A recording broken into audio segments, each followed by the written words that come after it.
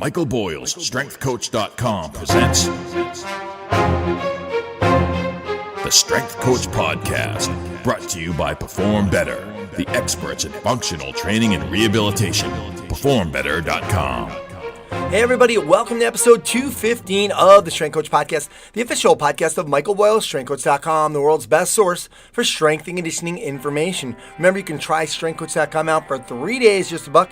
You'll have access to all the articles, videos, and programs, as well as the best forum on the net. It's the only place to have full access to Coach Boyle. He's on every day. Check it out at StrengthCoach.com. All right, I'm your host, Anthony Renna, and the show notes are located at ContinueFit.com. ContinueFit.com. You want to get in touch with me, shoot me an email to StrengthCoachPodcast@gmail.com. Quick reminder about the success series that I did. It was 5 audio interviews on achieving success in the fitness business with Coach Boyle, Geraldine Cooper-Smith, Alan Cosgrove, Don Saladino, and Ron McKeefrey. You can listen for free. You just need to sign up at ContinueFit.com. Check it out and let me know what you think.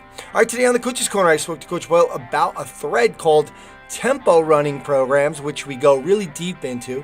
Also, his article and the interview that I did with him on success. That and much more coming up on the Coach's Corner in a little while. For the Results Fitness University Business of Fitness segment, Rachel Cosgrove is on to discuss reflection of how you've grown over whether it was the last 1 year, 3 years, or 5 years. Good stuff from Rachel. For the Functional Movement System segment, we have on Frank Dolan. He's going to continue his series on how he's using the functional capacity screen in his business.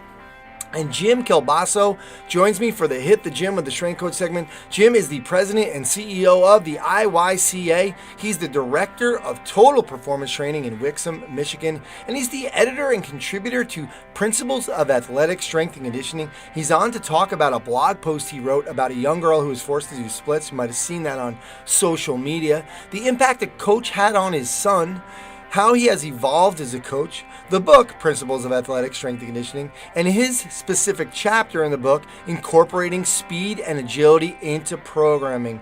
So much more coming up with Jim as well. Lots of things to get to, so let's get on the phone with Coach Boyle. All right, now it's time for the Coach's Corner with Coach Boyle. Coach, how you doing? I'm doing great, Ann. How are you? All right, fall is here.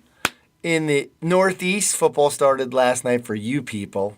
And by you people, I mean you people. The undefeated season has ended. Yes, there you go. People hate me because I really struggle to be a Patriots fan because the fans themselves are such dinks. You know what I mean? It's like, oh my God, they can't, they just are, they're already, it's like, greatest team ever, undefeated all the way to the Super Bowl. And you're like, guys, we haven't played a game. Like, we haven't had a game yet. Not one, not uno. And, you guys are already at, the undefeated season. So. Well, yeah, your talk radio is like New York talk radio, too. Like the sports talk radio. It's just out of control. People are nuts, man. No, it is. It's absolutely stupid. You know what I mean? It's like, are you serious? Get a life. People, so just, I struggle to. Yeah. Coach, I want to start off by, we're probably going to spend a lot of time on this because I want to go take a step back with it too. Abby, surprisingly enough, started a thread on tempo runs. And as with Abby, God bless him, is that for every question that he has, every time you answer with one, you won't answer one question, he comes back with 2, so it gives us a lot to talk about. But Coach, I want to go over tempo runs, and let's just take a step back for some people out there, because I think there seems to be some confusion. If you look at the definition, it says particular speed based on a maximal sprint effort of a given distance. So can you define, tempo runs, what we're talking about here? So I guess, and really you get into, there are, in the pure sort of track and field theory, we are really talking about what would probably be called extensive tempo versus intensive tempo. But the basic idea, the way I like to describe it to people, is it's somewhere between sprinting and jogging. It's that whatever that space is. And, when you talk about like that MAS number, like that, the maximum aerobic speed is really the speed that you could maintain in a 5 to 6 minute time trial. So it's sort of like, depending on the person, it might be your something slightly faster than your mile pace, something a little bit faster than your half mile pace. You try to arrive at that, and Dan, I don't know, I won't say it's not Dan Baker who coined the term, but Dan Baker probably has done more to popularize it. So that's why it's very, very big in rugby, this whole MAS idea. And so you've got to be able to look at this in what happens is people misunderstand. Like tempo is not like, it is a form of conditioning, and it would probably be best described as a form of moderate intensity conditioning. Maybe even, and that's why people said it would kind of fit on your low day. And, I don't know if it really qualifies as low intensity, but if you're thinking of things as high-low, if you're thinking of, sort of shuttles as high, you've got a time, you're working your ass off to make the time, versus tempo when you're saying to somebody, hey, I don't want that, sprint motor pattern. There's generally no change of direction in most cases, or if it is, it's not a hard change of direction. So it's sort of a what we would look at it if you looked at that complete sports conditioning thing that I did. We spent a lot of time on tempo. It's probably a way to anaerobically build your aerobic system, because you can accumulate periods of higher heart rate, sort of 60% and above, 120 beats a minute and above, without really beating somebody up. Does that make sense? Yeah. No, it makes sense. Why, though? Okay, he was talking about, he had at first asked that he was talking to some coaches, and they like to progress the tempo run speeds from 100% MAS. So obviously you need the maximal aerobic speed numbers, right? And then they gradually increase running speeds up to 130 MAS for tempo runs by the 8th week. And then I guess you were talking about that's too high, because then now you're starting to talk about interval training if you're going up to 130, right? Right. And I guess that's the difference. You've approached kind of an uncomfortable intensity when you start probably getting up around 130%. And that's not what you're really trying to do. And I think it goes back. I think, I always say we have the same conversations, you and I, on the podcast over and over again. And it's kind of like that. All right, we're back to the make sure you have the right tool for the right job. Make sure, as the Rob Rogers thing, make sure you're not hammering nails with the claw end.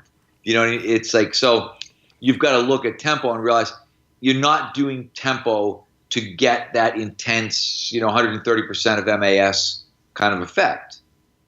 You're doing tempo more in the 110, 120, and it's kind of subtle. When, again, I wish, some people had watched that whole complete sports conditioning. One of the things you realize is that MAS falls kind of somewhere in like a 4 to 5 meters per second sort of speed. And so you start looking at somebody saying, all right, that basically means somebody's running about 20 seconds for 100 meters. And you think, oh, that's not that hard. And that's the idea. It's not that hard. It's not, if you sprinted it, you'd be able to do it significantly faster. And if you jogged it, you'd do it probably substantially slower. And that tempo number would fall somewhere in the middle. And I always go back again, as I do, I use the same analogy sort of over and over again. I look at, I like to go back to the pornography in the Supreme Court. We know it when we see it, kind of thing. And so I think that's the difference. We talked about this in our staff meeting on Tuesday. We know it when we see it from a tempo standpoint. It's very, very easy to look at someone and say, no, that's not it, they're jogging. Or no, that's not it, they're running too hard. And it's not really that complex a thing to observe and to say, yeah, no, that's not quite what we were thinking. And I always feel like anybody who's kind of an experienced coach would look right away and be like, nah, that's not what I want. That guy's he's working way too hard to get what I want, to accomplish what I want. So we need to probably ratchet that down just a teeny bit. And then that'll be what we want. Okay, and he was asking also about people like to do tempo runs in between skill work. which really sounds like a bad idea. Yeah, it is. And you're right. It sounds like a bad idea, and it is a bad idea. It's just dumb. And it's another one. And it's kind of what happens in these situations where everybody, it's like you take the right tool, and then, there's always that coach, who said, we're putting screws in. It's way faster if you just hit them with a hammer. And you're like, yeah, it kind of is, but it defeats the purpose. The screw's supposed to go in with a screwdriver for a particular reason. And if you hammer it in, it's not the same thing. And that's kind of what we end up with very often in training, where I think we always kind of confuse intense with good. And so we're looking at stuff and saying, if it's really hard, it's good.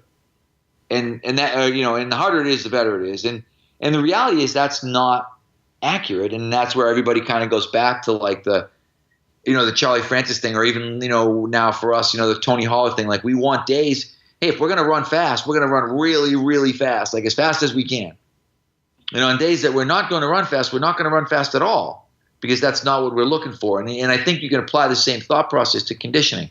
There may be some days where you say, yes, for us once a week, particularly after week 3, I want there to be a conditioning day where it's hard and where you're uncomfortable and where you're sucking wind.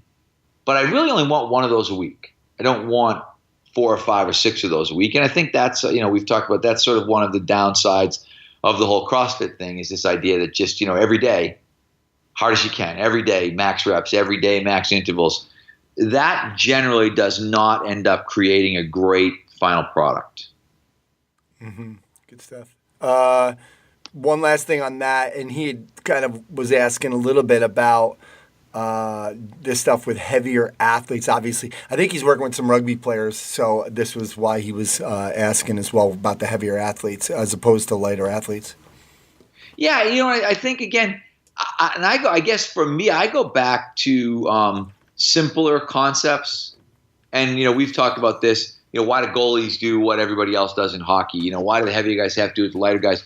When you're in this team sports setting, I think people really identify the inequities very, very rapidly. So when suddenly you're saying to somebody, oh, you don't have to work as hard, I think that very quickly creates problems where guys start looking and thinking, okay, why is this happening? Why am I running 100 yards and that guy's only running 80?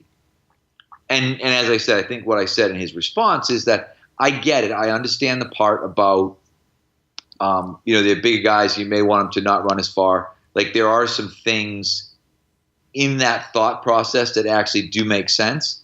But we have to look at the bigger picture and say, does the additional, 20 yards or 20 meters, does that really make a difference? And, am I going to end up with somebody, this guy got shin splints because I made him do hundreds versus doing 80s? And does that then outweigh my sort of team dynamic thing that I'm more concerned about? And in my case, it does not. So I would look at that and think the team dynamic really matters to me. And so the fact that everybody sees that, okay, we all have to do the same thing, we're all being treated, at least. And I'm starting to get so tired of my own analogies, maybe because I hear them all the time. But it's it's the old Animal Farm thing. All animals are created equal, some more equal than others. It's like you want to give everybody the impression that we're being equitable while potentially being inequitable.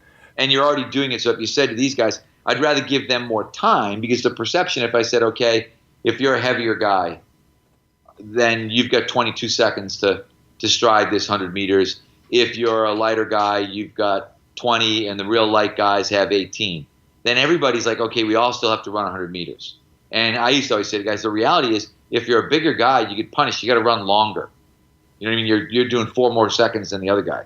So in effect, it looks like it's more work for you. But at the end of 10 times 100 meters, everybody's covered 1,000 meters.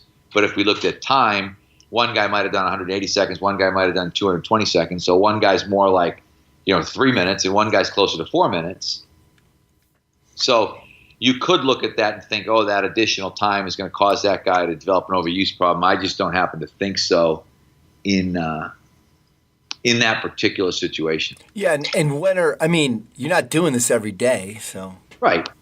And you're not, like I said, and it's not, the volume is really not all that excessive, particularly when you're talking about starting kind of your tempo stuff. Yeah. All right. Makes sense. Good stuff. Coach, I just want to finish up with what was interesting was Keith Simmons, one of our members, had asked a few questions on the forum and about success. And it was kind of based off of Tim Ferriss' book, Tool of Titans. But at the same time, like 2 weeks before I had talked to you about, I was, my new site Continue, and I was one of the ways to, if you sign up to the newsletter, you get 5 interviews, and basically on success. I call it the Success Series, and I asked you to be part of that. We're not going to get too much into what we talked about there, because obviously people have to sign up for it, and we want them to go on the site and read the article. But one thing I will say is that there's a theme with your answers, and it's really almost like you said about like karma. Like you were talking about, what's the quote?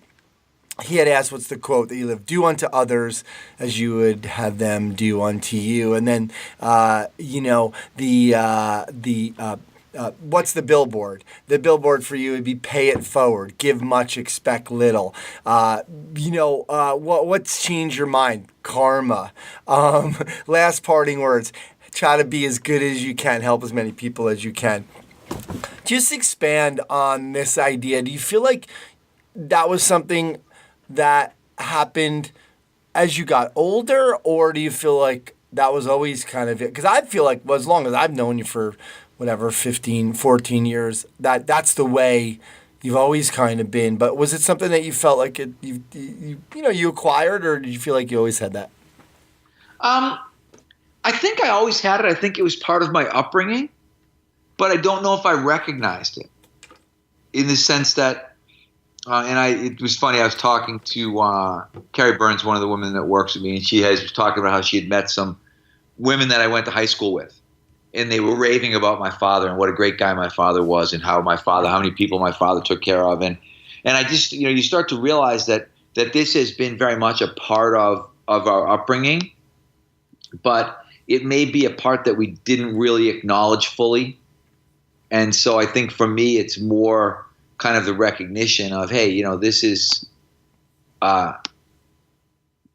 yes, this was part of my upbringing. Yes, this is part of how I was raised. But I think as we get older, maybe you become more aware of sort of how much you are like your parents, or how much your parents have,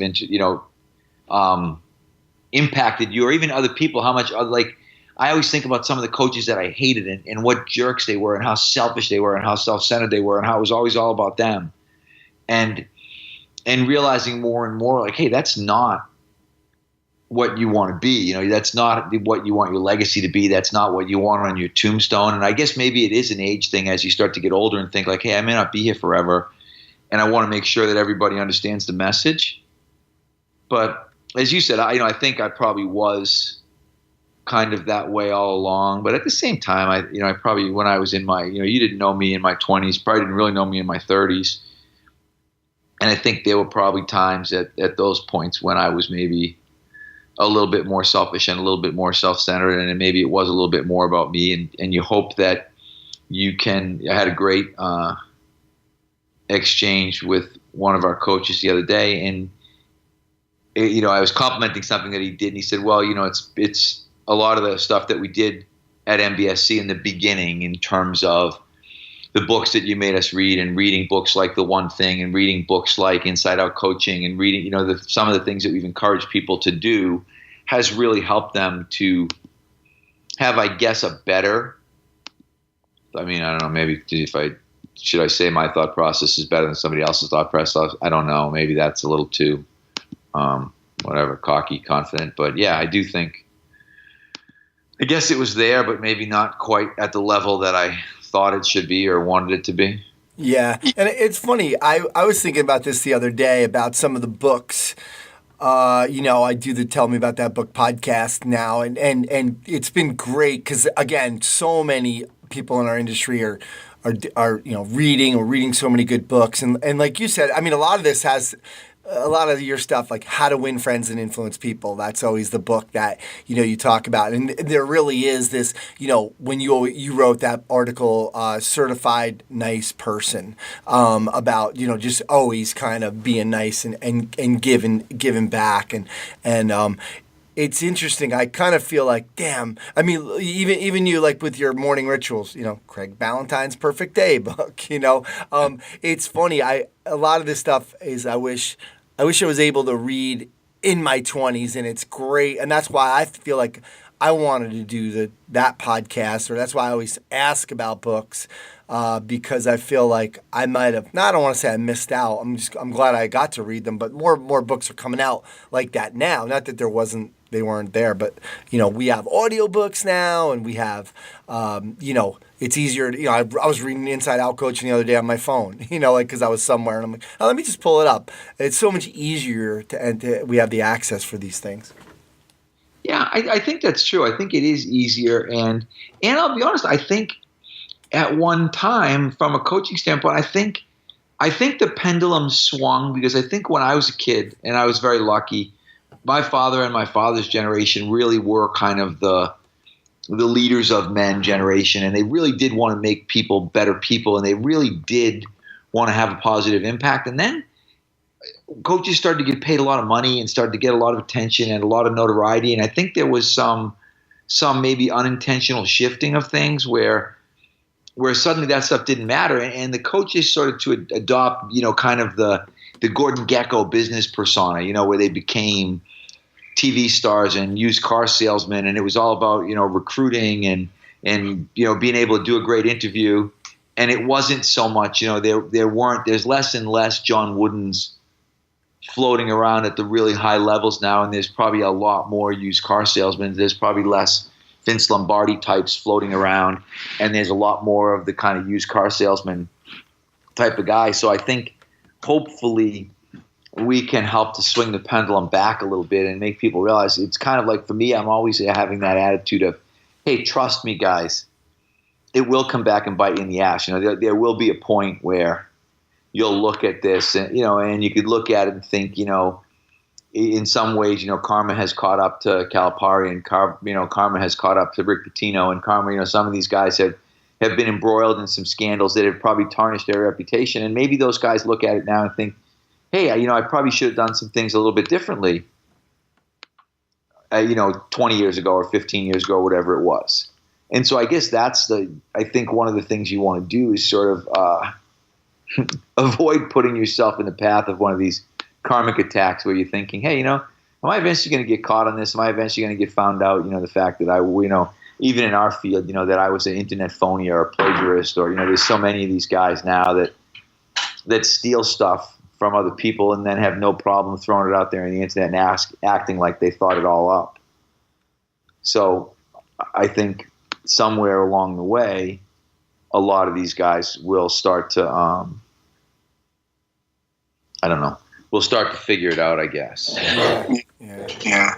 Well, I've really kind of been able to notice what's been good is, for me, and even with the new website and being, like with the success series, even being able to call people, and now I'm going to turn the whole thing into a book with 45 other people, and being able to call those people and kind of not cashing in on favors, but people are so willing to do it because I guess for a long time I've just been, we've been doing the podcast and we've been kind of providing all these resources, Strength Coach TV and all these things for coaches, and now they're easily like, yeah, I'll do it, whatever you want, you got it. Here, you need a recommendation, you need a testimonial, you need an interview, yeah, I'll do it, and it has come back, and that does feel good for sure.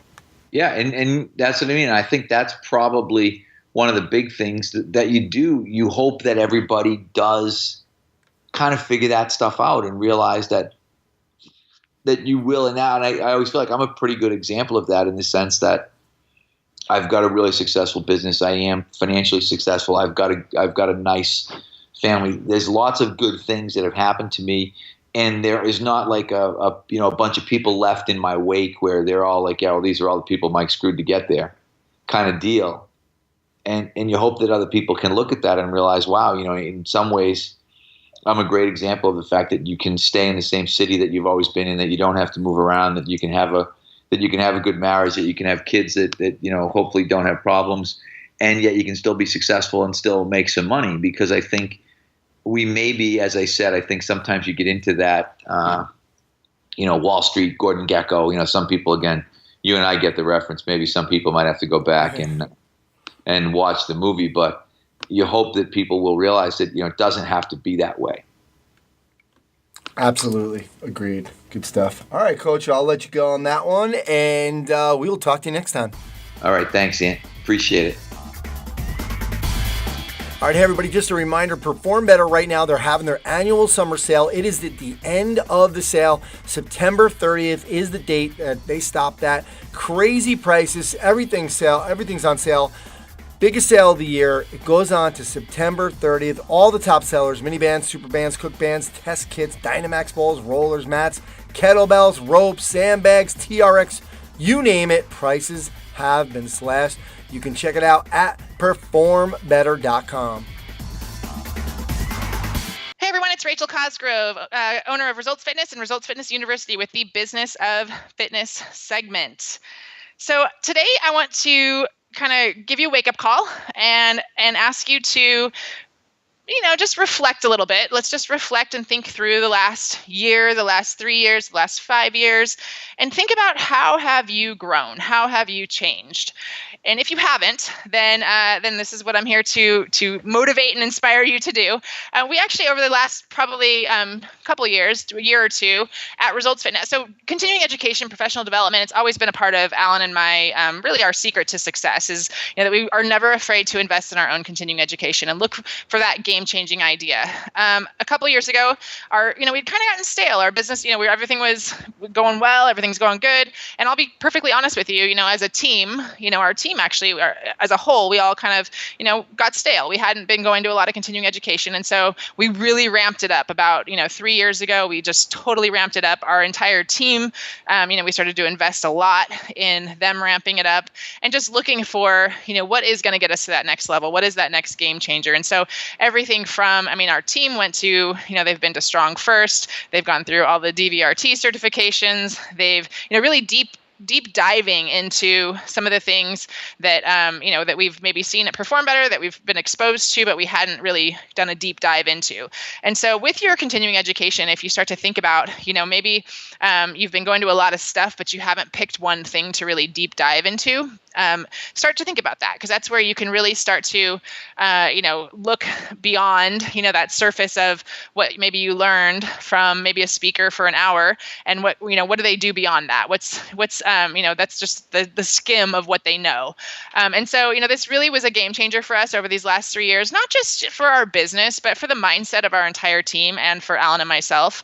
I actually attended a Darren Hardy seminar. We're always looking for things to reinvigorate us as well. And so, we also hired, another coach, looking for new ideas. And so this shifted our entire team, shifted our mindset. And so I just want to encourage you, maybe you've been going to the same, seminars every year. Maybe you've always invested the same amount of money every year. You're kind of in a habit or in a, a routine of what you do with your continuing education and your professional development.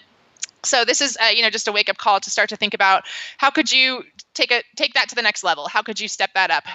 What seminars, what speakers, who have you really resonated with over the last few years, who maybe you could dive even deeper and really start to, look for that growth, at a whole nother level. And so just 3 questions for you as I wrap up this segment of the Business of Fitness podcast.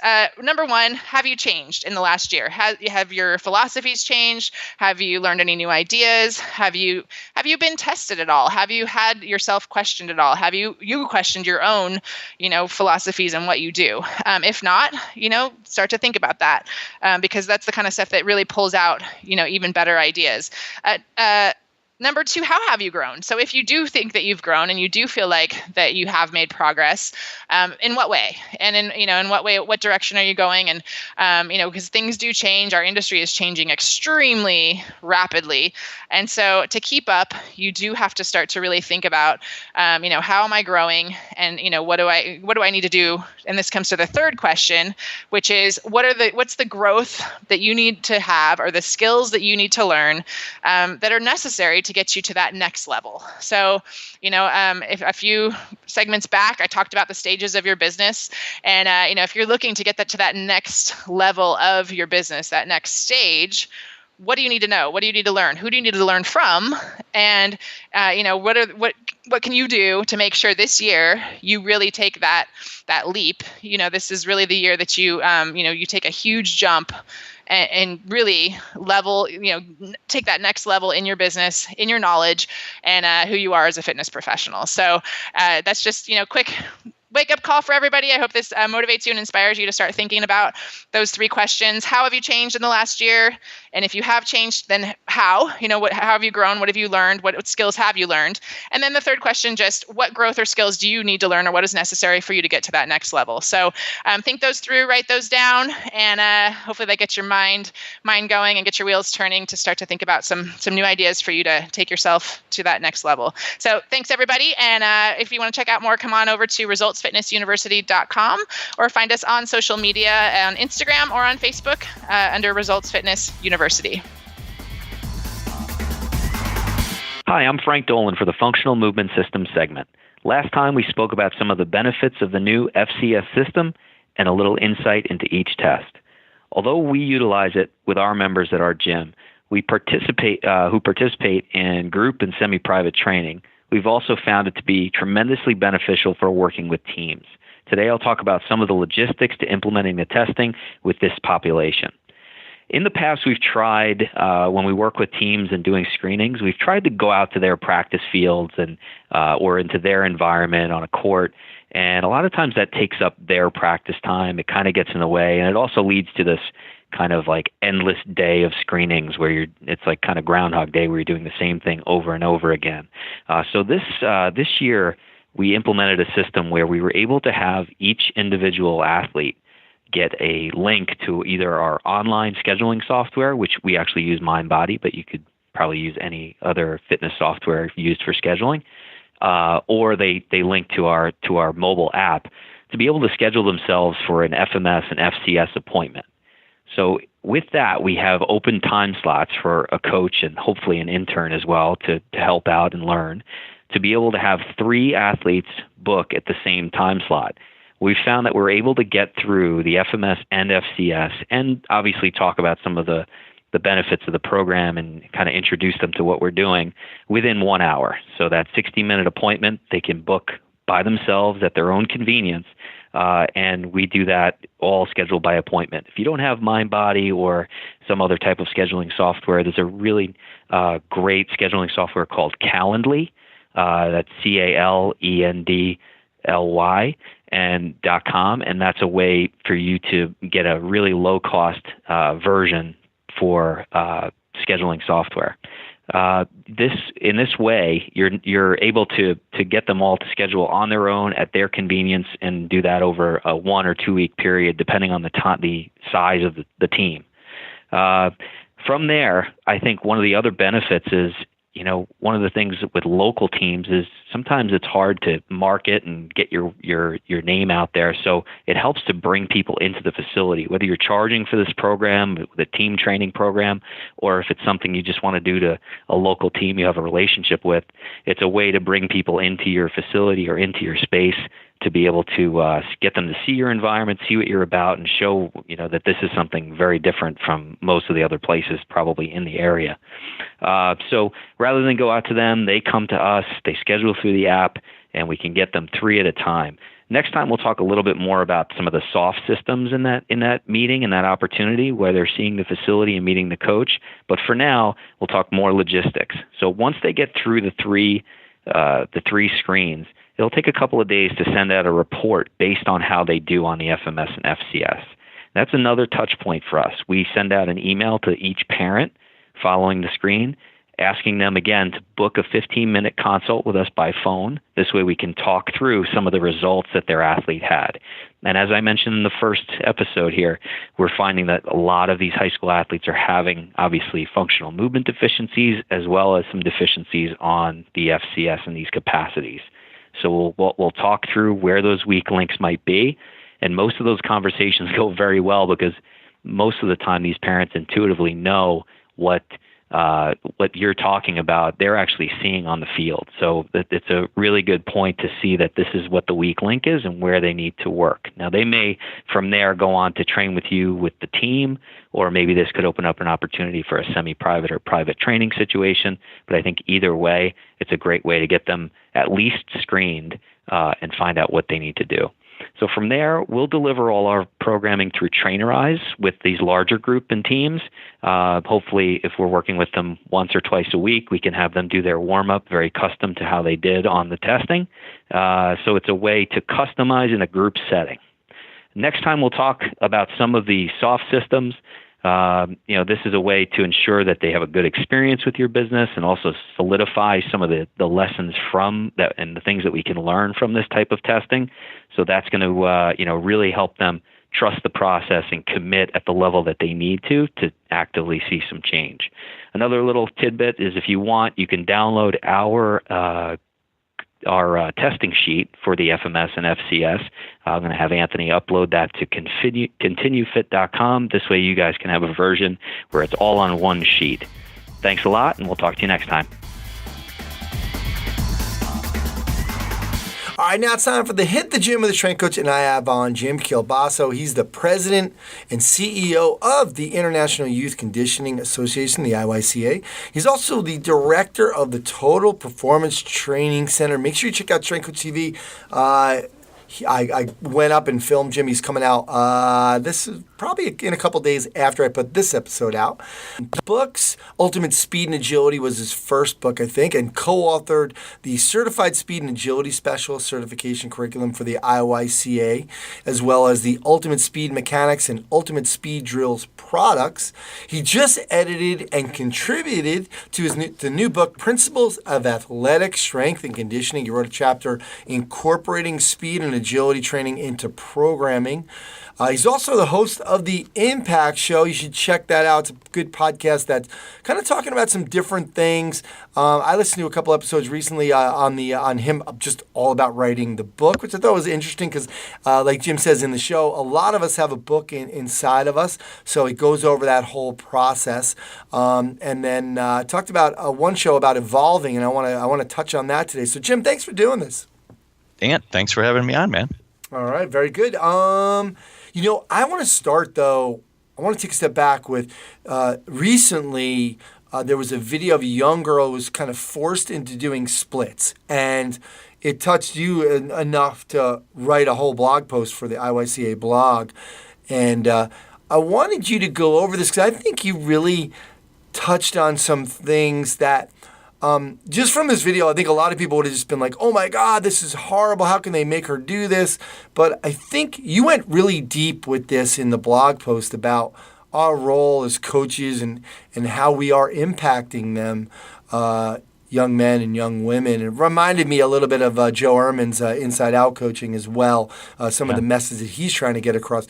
So talk to us about this video of this young girl doing splits and your blog post about it. Sure. So as soon as I saw it, I thought, well, actually, a friend of mine pointed it out to me and said, like, you need to say something about this. This is not okay. And when I first watched it, like I almost threw up. Like I was watching this girl screaming and crying and the guys pushing her down. And I thought, if this happened to my kid, what would be going on in my head? And then I watched over and over, and I watched all the other kids participating in it, and it just kind of all hit me. I was like, this stuff happens all the time, but to a much lesser degree. And coaches, they start, feeding this whole idea that listen to me, do what I'm saying, and they start focusing on just getting results and getting everybody to be able to win the game or do the splits or whatever it might be. And we don't think about what is this going to do to this kid down the road. And I watch, high school or middle school coaches sometimes doing things where the kids aren't getting hurt right there on the spot. Like this girl was, she probably sustained an injury like acutely right there on the spot. Something bad happened. Like that was not a good scene. But most of the time, when you see coaches trying to get kids to lift more weights and get up on a record board, and it's just terrible technique on a squat or a deadlift or a clean or whatever it is. And, the kid might not get hurt right there on the spot, but what kind of long-term damage is that kid being set up for? And I've seen it.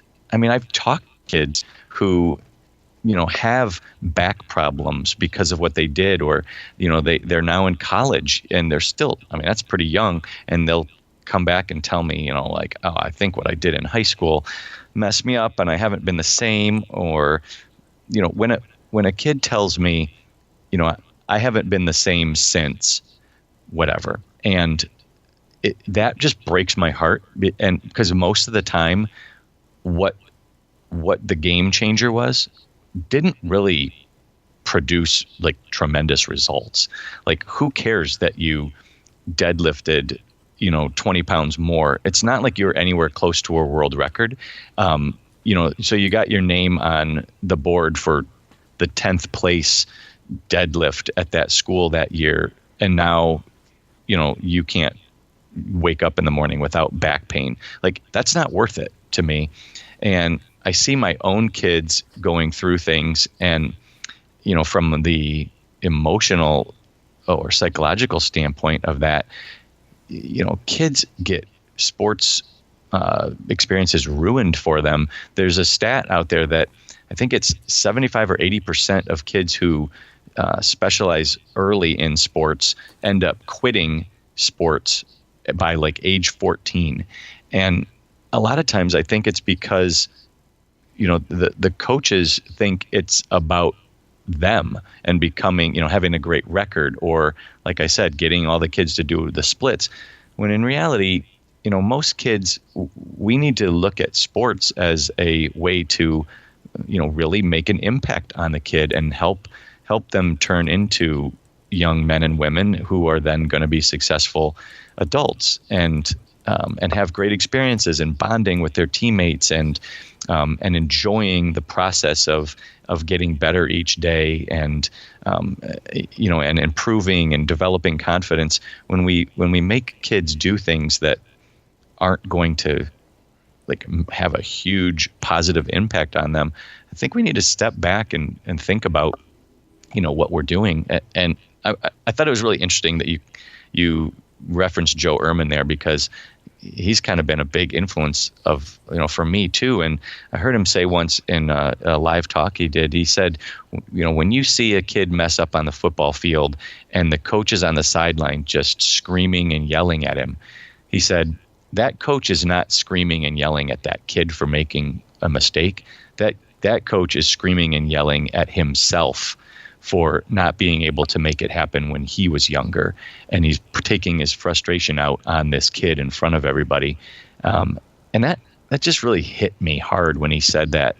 Like, what are we doing? Like, why are we getting mad at kids for making mistakes when they didn't mean to make the mistake? Maybe we didn't coach them well enough. And is yelling at that kid going to help that kid make the play next time?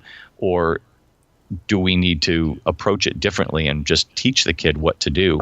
And I don't know. The video just brought a lot of stuff out, a lot of emotions out in me and probably other people. And it kind of got a lot of people talking about it on social media, which I was glad to see, because I think that we don't stop things often enough. We get scared to call people out or say something or speak up, and the kids do too. because once the kids, the kids kind of buy into a loud, overbearing coach, and they think like, okay, well, I'm going to be this coach's supporter or lackey or whatever you want to call it, and then they buy in, and all of a sudden when something bad happens, kids look around and think, am I crazy? Like, is this really happening? Should I say something? No, I can't say anything because then I'll get yelled at, and what will the other kids think? And they kind of lose perspective and that ability to actually speak up and say something, which you saw in the video too. Yeah. What did you think of it? Well, first of all, I didn't watch it. I couldn't. I was like, there's no way. Especially you had like the disclaimer. You're like, you can't unwatch this. And I'm like, and I'd seen it on social media before. But for me, just reading and, hearing about it, obviously I know what happened in the video. Just from the descriptions. And one of the things that I was kind of thinking as well, and again, just having recently reread Inside Out Coaching, was the impact that's going to have on some of those other kids when they become coaches, right? That's the way I did it, right? This is the way I did, this is the way I grew up. And Joe talks about that in the books because, you can't always blame them because they don't know any better and they're afraid. And then they just think, well, this is how it is. This is just basically how it works. And I think, like you said, it ruins sports for kids, and it's like it's not that important. Like the actual play. It's not that important that you're yelling at the guy or whether they win or lose. It's the whole experience. It's that team, being a part of a team and understanding that you're a piece of something and that you're not bigger than the team. There's so many. There's a billion lessons we can learn from sports, and then we got this guy on the sidelines going bananas. And it's just sad for me that I'm like, okay. That's also going to make those other kids a bad coach because I'm afraid in a couple of years, a couple of them are going to be a cheerleading coach, right? And then they're going to be doing the same thing. Yeah. I mean, it goes on in specific sports more often, than some of the mainstream sports, but like gymnastics and dance and cheer, like you hear about, like I had a bunch of messages from people saying, thank you for saying something. This still happens in this gym or whatever. And kids get hurt all the time. And because like you're just talking about, well, that's what I did. So that must be the right way to do it. Brutal. I love Coach Boyle always calls it, I hate to say it, it makes me cringe just to repeat this, but Coach Boyle's always like, figure skating and gymnastics are controlled child abuse. Not all of it is. I mean, we still want our kids to get into some of these things, but I think he meant on the kind of the elite level when these kids are or think they're elite, right? We were talking about that in our youth training roundtable that we did for Strength Coach TV and Strength Coach Podcast was that there's no such thing as elite, and you guys are like, yes, there is. Their parents called me the other day. So, it's funny you said that because my middle son did gymnastics growing up, especially when he was younger, and his coach was a Bulgarian guy who was on the Olympic team, the Bulgarian Olympic team, and he was just a really special coach. And when you see the impact it has on your own kid, like having a great coach, you realize, what a dynamic having a good or bad coach brings to an entire family. And this guy was just special. And he made my son feel special, and my son was dynamite. Like everybody just assumed, this kid, he's going to the Olympics or he's going to be in Cirque du Soleil. Like he's a freak. And he was killing it. And this guy, unfortunately, he passed away. He had a heart attack while he was driving, and he died. And the devastation to my kid immediately was absolutely heartbreaking. But they tried to bring in a young guy afterwards, but he wasn't equipped for that. And then they brought in another guy, and I could just see quickly, my son was just not the same. He wasn't the same at all in gymnastics. And he said one day, like after a meet, like a year or year and a half later, after his coach had passed away, my wife said, it seems like you don't even know what's coming up in your routine, which is really weird in gymnastics. And he said, he finally admitted it. He goes, Mom, like my whole life, I heard Peter talking me through my entire routine. He started me out with he said something to me, and I could hear his voice, and he said, I can't hear it anymore. And I knew right then, I was like, this is over. This isn't, he's done, and the coach had that big of an impact on him that, you can't even recover when that coach is gone. And I don't think coaches all the time understand what an impact it has on kids and their families, because we talked about it at home all the time. Like it impacted my son's like life and, how he acted at home and in school. And I'm sure it has the same impact on that girl in the video. It's probably changing everything at home. They're probably talking about this nonstop. And, I just think that we forget, we forget how on an individual level things actually make a difference. Yeah. And I worry even in the home, because sometimes things are happening out there and then the parents are kind of like, oh, come on, Jimmy, suck it up. I mean, your coach, he's an adult and he knows what he did. You're exaggerating, blah, blah, blah, right? And stuff like this is happening out there. It's just crazy. So, and you know what? What's hard about that, and that's a great point you made, sometimes that's true. Yeah. Sometimes kids do need to just suck it up. Like, yeah, if your coach asks you to do something that's kind of hard, but not it's not unrealistic, like, yeah, just do it. And I coached my little guy's soccer team, and last week we had two parents. He's 9, okay. And 2 parents came up, and they're awesome parents, but they both came up to me and said, "Oh, my son's got this issue going on, so he might not be able to do everything today." And they both, said this, and I was like, "Okay, well, let's just see how it goes." Well, the kids get out there and they're fine.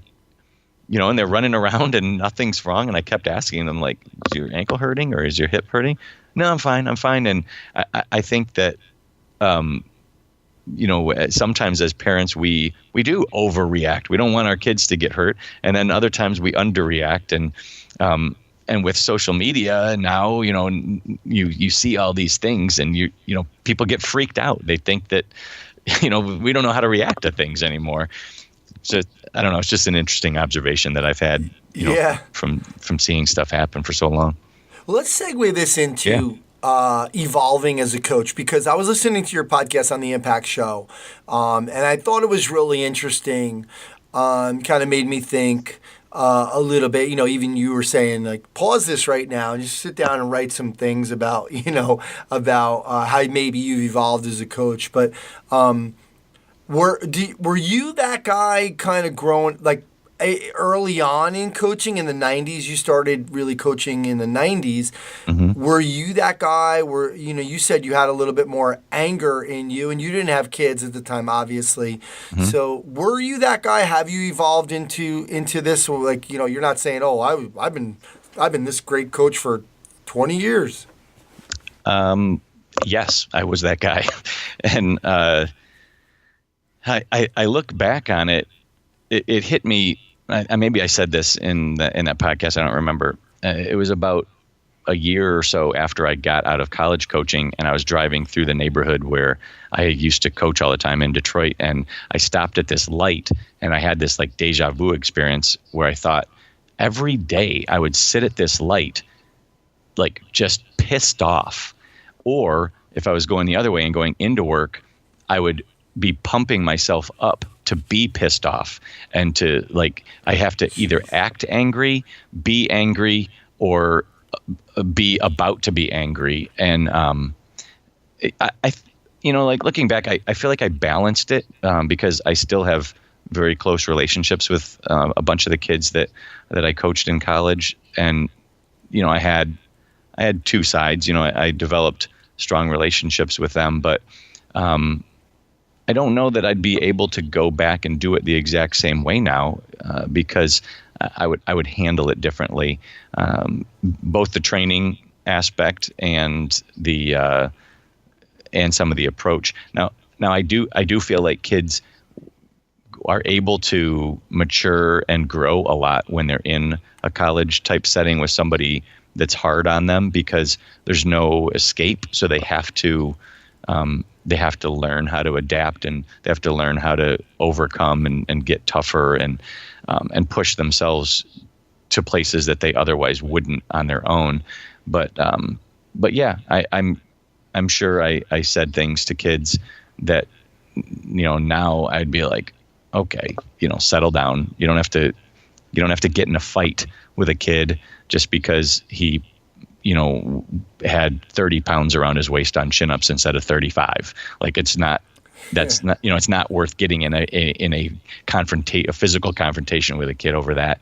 But that's kind of how I was. And I look back and think, wow, that kid probably hated coming into the weight room. So yes, I have changed quite a bit. Yeah, and I think I'm glad that you had that experience, though, because it makes you, to me, a better president and CEO of the IYCA, kind of coming from that experience. And I feel like for me, with kids, I was always really good with kids because my dad, who's like super loving and I have a great relationship with my dad, he always like spoiled us, whatever. But like just with hockey, he was a little crazy. Like he didn't even know the sport. Like I introduced him to the sport. I'm like 9 or 10 and he'd be like yelling at me about stuff. And I was thinking as a kid, it did affect me a lot. And I didn't always love playing games because I was worried that after the game I was going to get yelled at, So, but I don't blame my dad, too, at the same time, believe it or not, because I feel like my dad didn't really know any better either, He was just kind of the way he grew up, and he didn't have that education that I had or that exposure that I had. He didn't have any money and, didn't get to play the sports like I got to play or et cetera. So, but I feel like that experience really does help me as a coach as well, and I think helped me evolve. So yeah, good stuff. Oh yeah. I think if you haven't had that experience, that intense experience, then you don't know, how different it can be. And people today when I tell them kind of what I just told you, they're like, what? No way. Yeah. You don't seem like the type. We can't. Yeah. There's no way you swore at kids or yelled at them or anything. And I think today I use it differently because if I'm usually in a pretty good mood now, and even with like say our combine guys, so they're older guys. If I'm in a good mood and it's all instructional in nature, but if something makes me mad and I stop and have a talk with them, it's like, whoa, like, he must be really upset. Like we got to listen to this now.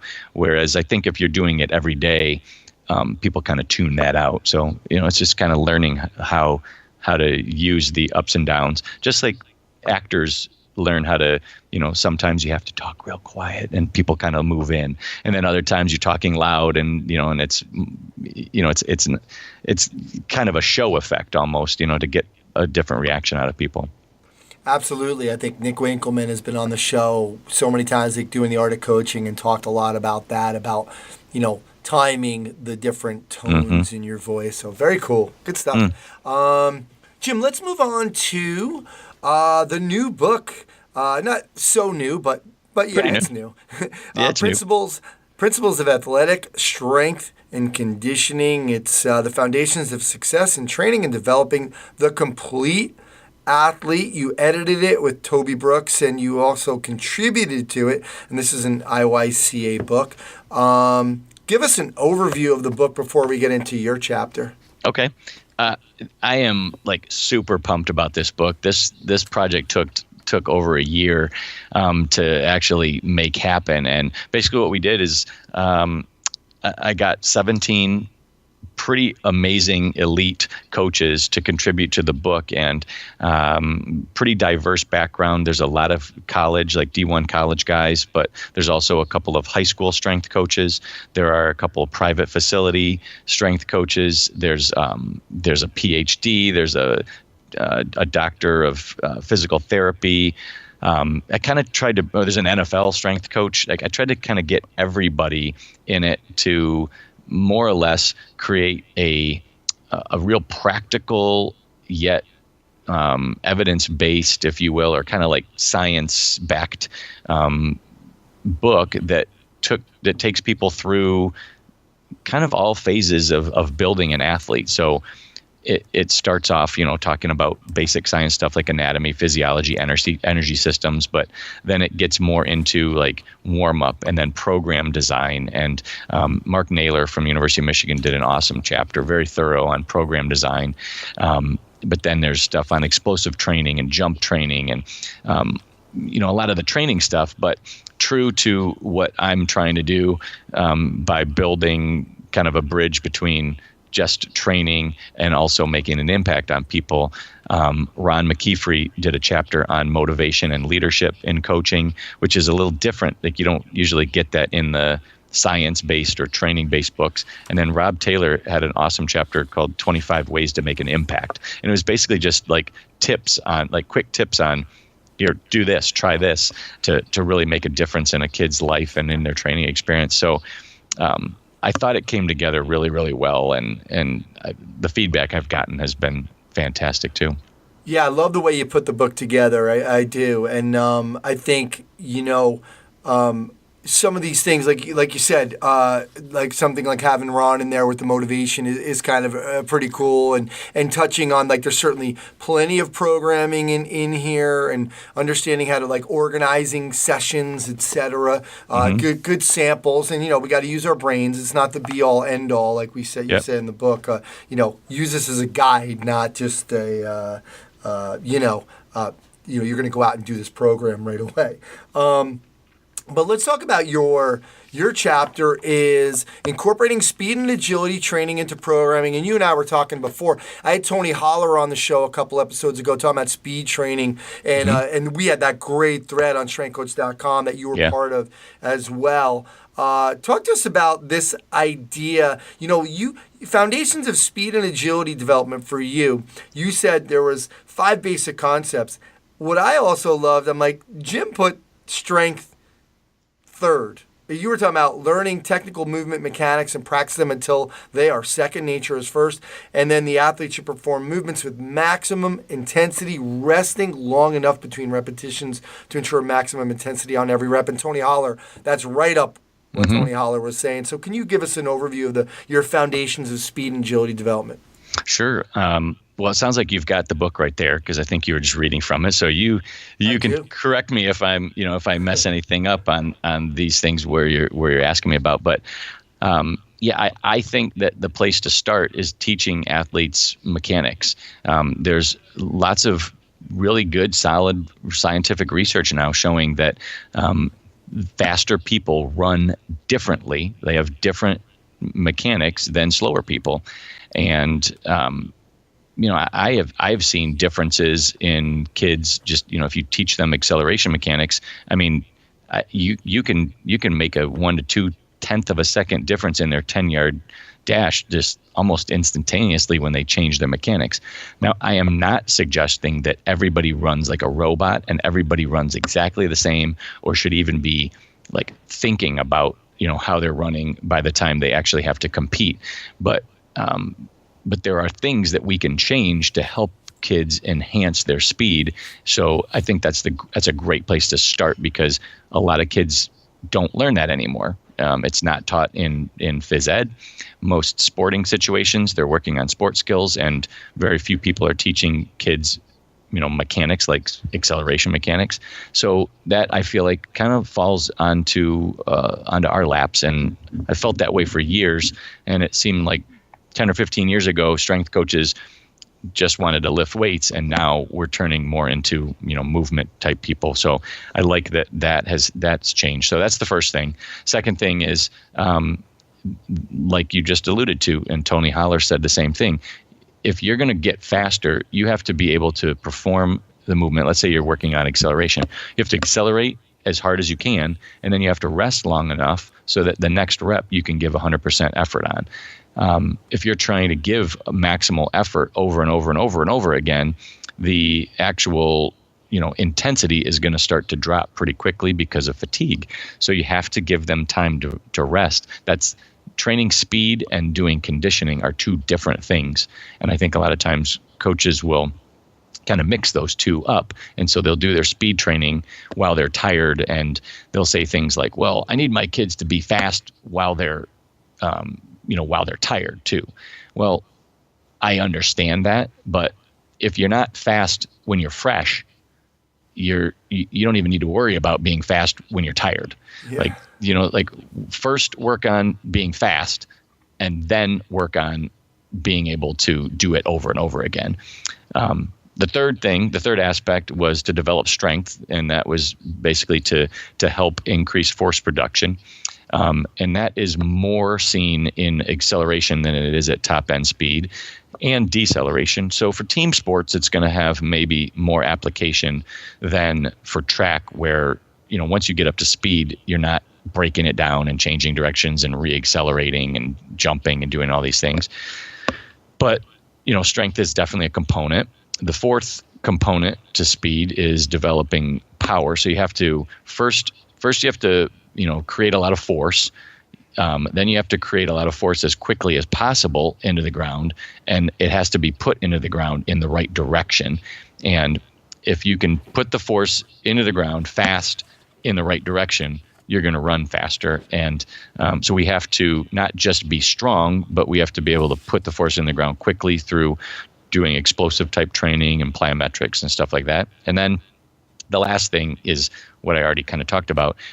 Once they already are fast and have good power, then you have to condition them and teach them, appropriate sports kind of movements so that they can actually apply it on the field. It's no good to be, fast and you can only run one 10-yard sprint and then you're tired. You have to be able to do it over and over in a game. And you also have to be able to do it in a way that works within the context of the sport. So after you've taught them all these things, you eventually have to get them in good enough shape so that they can take advantage of it. Does that lay it out for you? Yeah, absolutely. Good stuff. Yeah, you followed the plan, and it's in the book. I got it right in front of me. Perfect. Jim, we've had some interesting guests on lately. Jacques Devore, who wrote the book Maximum Overload for Cyclists, and he's talking about, that's an endurance athlete, but he's been working with other athletes too, and this idea of what he calls mini sets with rest. So and this is where the monitoring really kind of is important. Once they get down 10%, he stops because he's like, look, now we're just practicing. It's poor practice, and you were talking about that as well. It's not just about practice. It's more, I guess we can go to Anders Ericsson and talk about deliberate practice, right? Yeah. Perfect practice. Yeah. Exactly. You have to practice it the way you want it to be done so that they get, so kids get good at that. They need enough reps of good technique so that their body learns that that's what you want it to do. And our nervous system learns in a pretty cool way. Every time you do something, it thinks that that's what it's supposed to get better at. So it starts laying down that track, if you will. And, the theory is that if you move one way, your nervous system lays down more myosin to make that neural impulse stronger. Well, if you then switch it up, then your body starts thinking, oh, maybe that's the way I'm supposed to go. So, if you keep confusing it, it never learns how to do anything really well. And that's why it's so important that at a young age, we are teaching kids, how to do things, and not in a robotic way. Again, I got to make sure that I emphasize that we're not teaching kids how to be robots, but they need to learn how to move and do it in a somewhat efficient manner, so that as they get stronger and bigger, they're able to do it with more efficiency. Yeah, we actually had Jonathan Beverly wrote Your Best Stride. And again, that's a little bit more for some people who are running like more longer distances. But what was interesting, and I think the analogy to golf was very similar, because what a lot of golf pros end up doing is teaching people, let's say, okay, Tiger Woods swing, right? Great swing, and you want to look like Tiger Woods. But you can't do that if you don't have Tiger Woods' body, or if you don't have you're not the same size, etc. So what he's talking about is, look, you can't be robotic because everybody's body is different. And so what I liked about Jonathan Beverly was that he was saying, look, you gotta work on the corrective exercise. You gotta understand that their body has to be able to do the things that you're trying to get them to do, and that everybody's gonna have a different running style, and that you can't just fall in. There's obviously traits that we want to see, but they're not. It's not set in stone. Yeah, and I follow that same philosophy in the sense that when we're training guys, say for the 40-yard dash for the combine, I tell them right up front, look, you guys are not track athletes. I'm not trying to turn you into track athletes, but if you're trying to run as fast as you can, we might as well learn what we can from the fastest people in the world and how they do it. And for example, if the fastest times ever recorded, athletes start off taking, long, powerful strides to create more momentum and to overcome inertia faster, then maybe we should be doing that too. And don't take little dinky steps coming out of the gate. And I explain, I don't expect you to do it like Usain Bolt, but let's learn from him.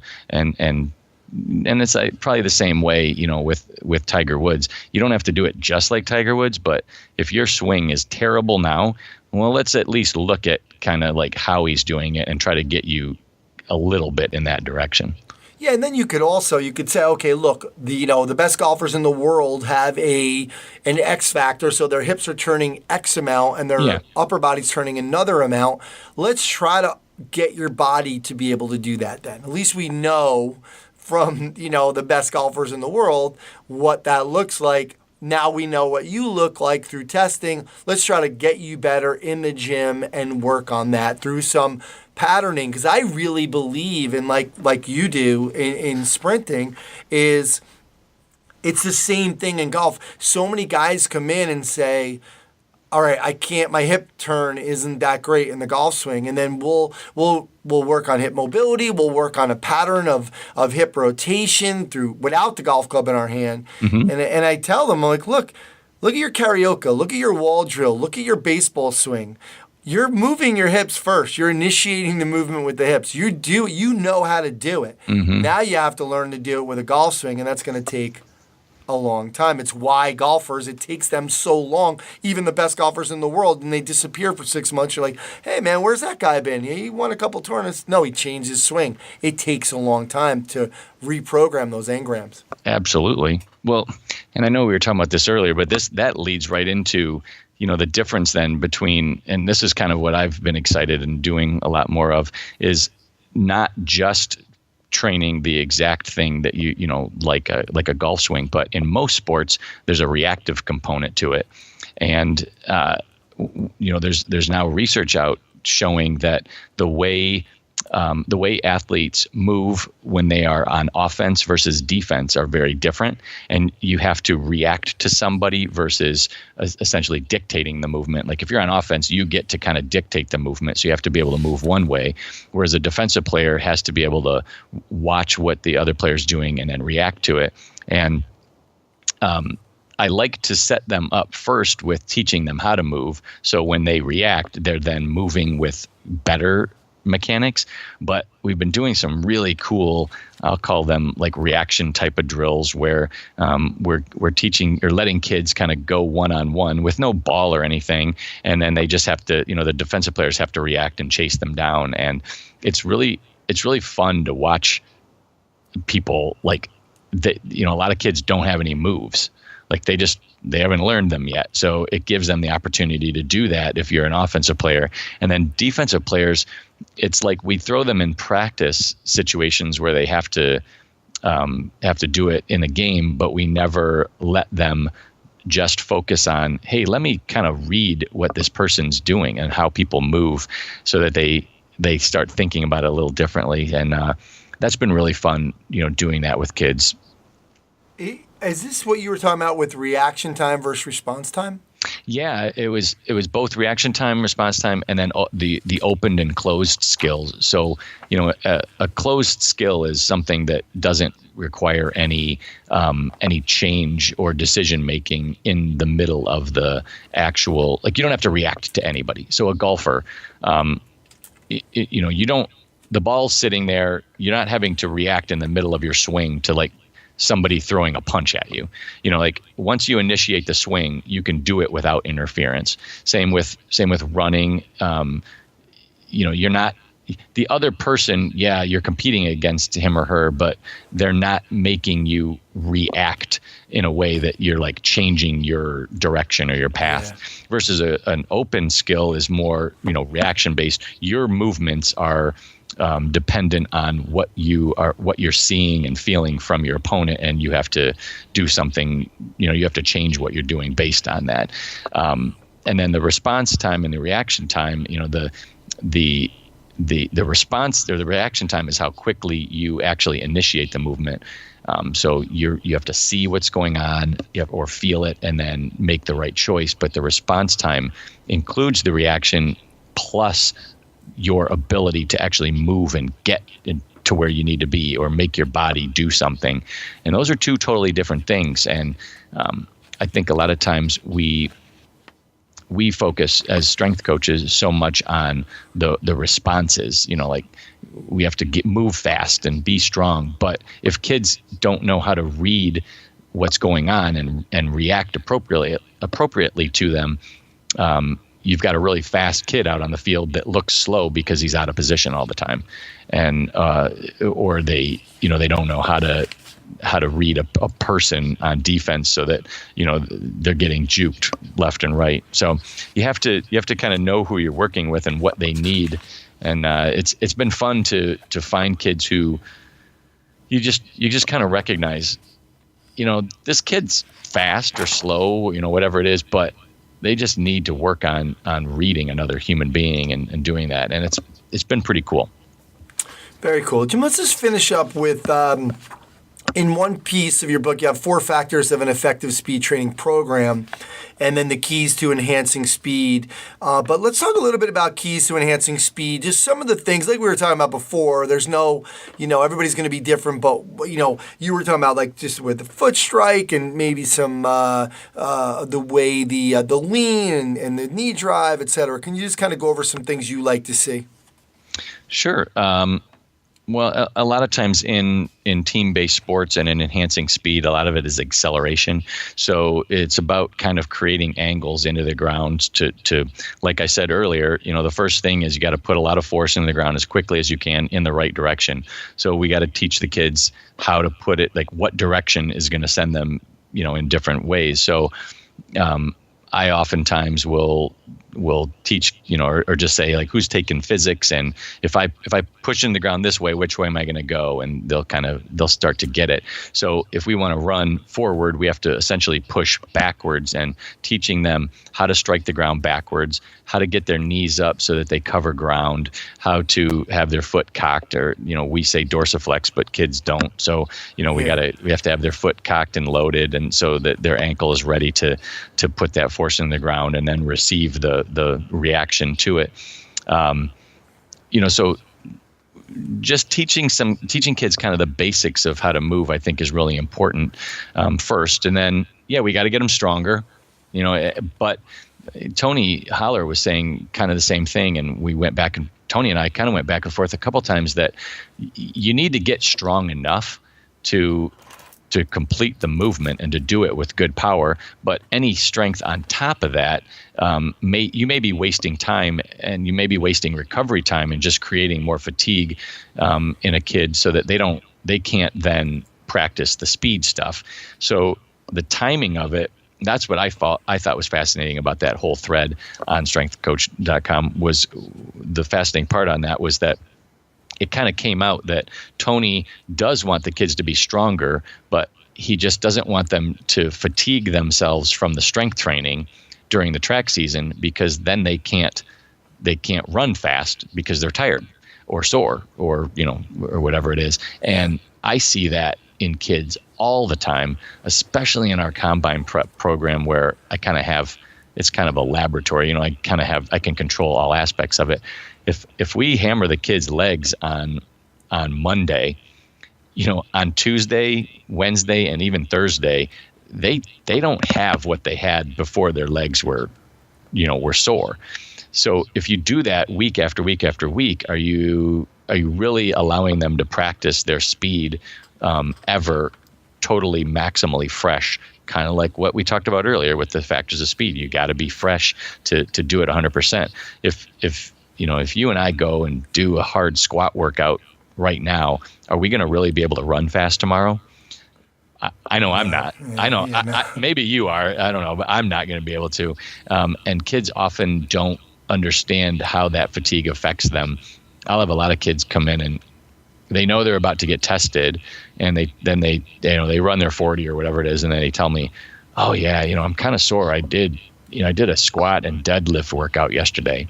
And in my head, I'm always thinking, "Did you not think that was going to affect you?" But kids don't really get that. Yeah. But so anyway, there's a timing to that, and then the improved explosiveness. We've got to teach kids how to apply force in the ground quickly, and then how to break it down for deceleration, and where to place the feet, and how to lean their body. And again, not in a mechanical standpoint, but kind of demonstrating what certain things should look like, and then letting them practice.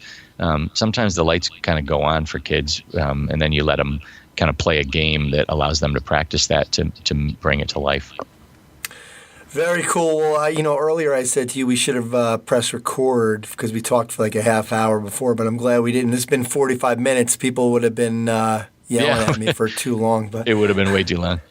But Jim, thanks so much for coming on and talking about principles of athletic strength and conditioning. And I want to remind everybody, check out the Impact Show podcast. Jim is doing some great stuff. He has a lot of great guests on there as well, and they're talking about some different things and how we can make an impact. So Jim, thanks so much for doing this, and keep fighting the good fight, bud. My pleasure, Anthony. Thanks for having me on again, man. All right, well, that's going to do it for episode 215 of the Strength Coach Podcast. Special thanks to Chris Parter and the folks over at Perform Better. Remember, they are having their annual summer sale. Only a couple weeks left. Crazy blowout prices.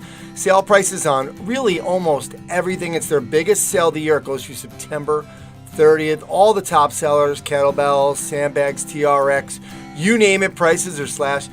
You can check out performbetter.com for all their products and info on their educational seminars. Thanks to Coach Boyle and Jim Kielbaso for sharing their insights and philosophies into the world of strength and conditioning, performance enhancement, and training the young athlete. Rachel Cosgrove for the Results Fitness University Business of Fitness segment. Check them out at resultsfitnessuniversity.com. Frank Dolan for the Functional Movement System segment. Check them out at functionalmovement.com. Remember, you can try strengthcoach.com out 3 days just $1. You'll have access to all the articles, videos, and programs, as well as the best forum on the net. It's the only place to have full access to Coach Boyle. He's on every day. Access that offer at strengthcoach.com. Click the Join Now button to get started on your trial. My name is Anthony Renna. Go to continuefit.com and sign up for the Success Series, 5 audio interviews on success in the fitness business. It's where you'll find the Strength Coach Podcast, Stop and Give Me 20 podcast, Tell Me About That Book podcast, Strength Coach TV, and so much more. Thanks again, and I will speak to you next time.